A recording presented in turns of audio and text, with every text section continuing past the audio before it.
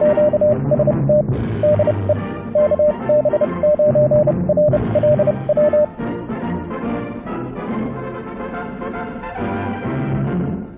YouTubers and fellow hams. Well, today I'm going to talk about the Chameleon whips and maintenance and perhaps prevention of a problem that I noticed on them if they are out and deployed for a long period of time. Now, most, probably the majority, I would guess, users of the Chameleon whips are using them in portable scenarios where they're taking them out, putting them up, operating for a day or two, and then taking them down and heading home. But some people might put them up for longer duration. I had them up on the back of my RV for weeks, and I began to notice a problem.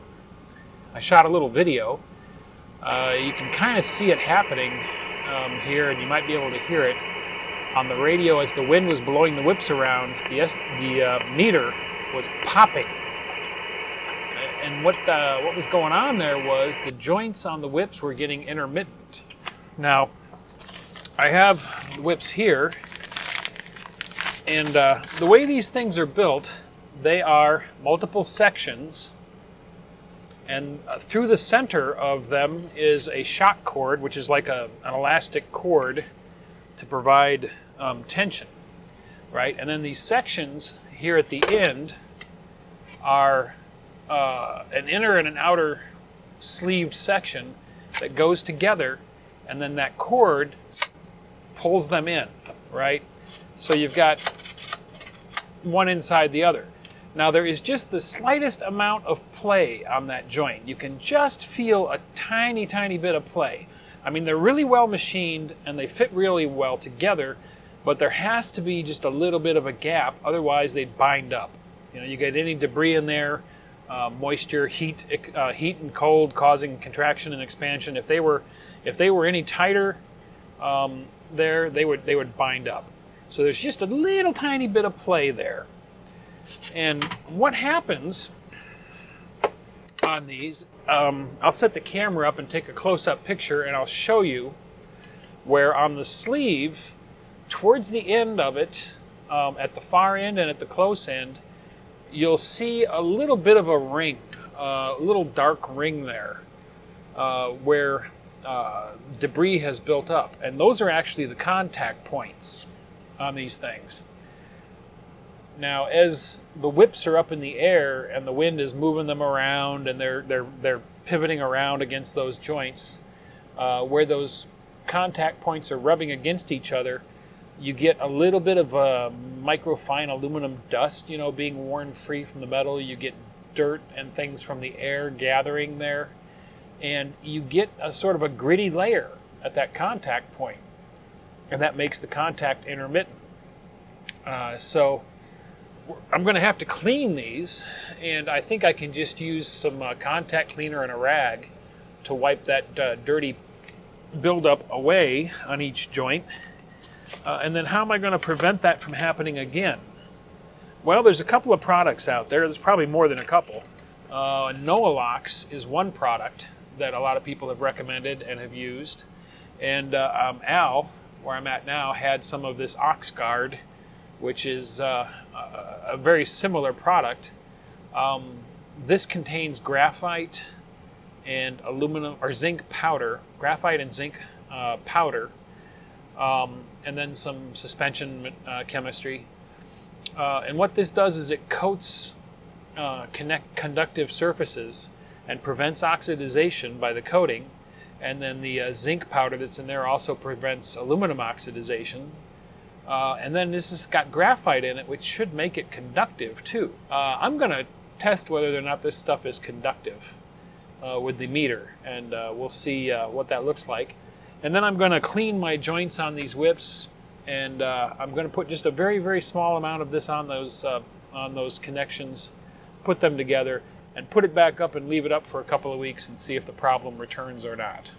Okay, we're going to try some of this CRC QD electronic cleaner, contact cleaner, like you can use. So you can get this at automotive stores.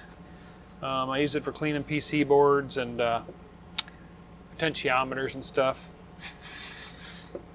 it evaporates very quickly, so I have to move quickly here.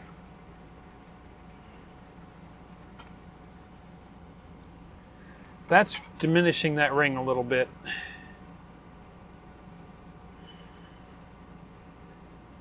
And again, we're getting, look at that.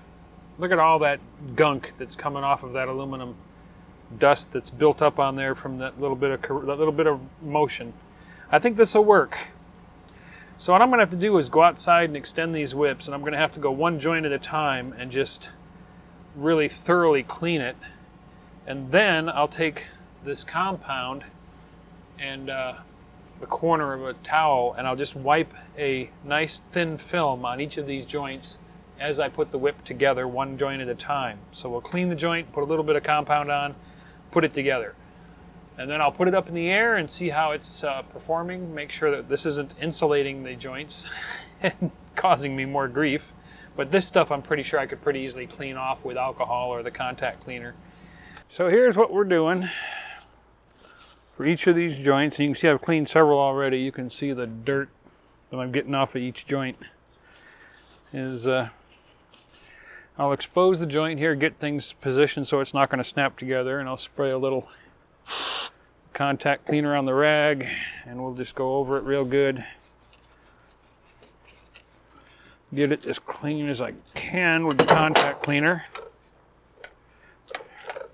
Knock things over, make noise, you know, all that stuff.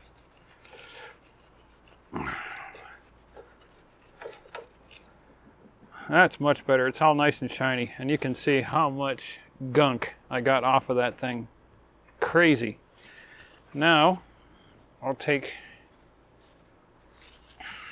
a little bit of the ox guard, just a little tiny bit. Tiny little dollop. And then I'll take another cloth here and I'll use it to kind of loosely spread it over the joint. Get a nice coating there. And then I'll put the joint together. Twist it a few times. Don't turn it all the way around, by the way. You don't want to wind up that shock cord in there. I'm just going back and forth a little bit just to spread it around. And that's that. And then I'll take a dry part of the cloth and I'll just wipe some excess off over the seam, off of the seam here.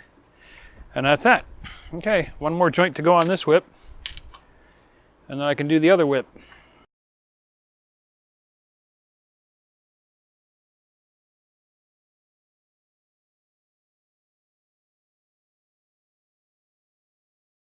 So that's what I'm doing to hopefully do a little maintenance and prevent this problem from recurring on my Chameleon whips. I'm going to leave them up on the back of the RV for 2 or 3 weeks, maybe longer. I'm going to be at this location for quite a while, so I might leave them up the entire time, 2 or 3 months. And we'll see if the problem returns now that they have been cleaned and coated with the OxGuard material.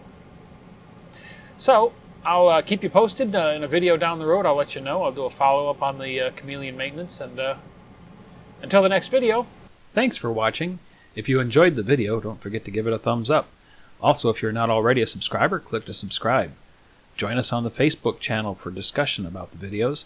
And if you'd like to help support this channel, please click to support me on my Patreon page.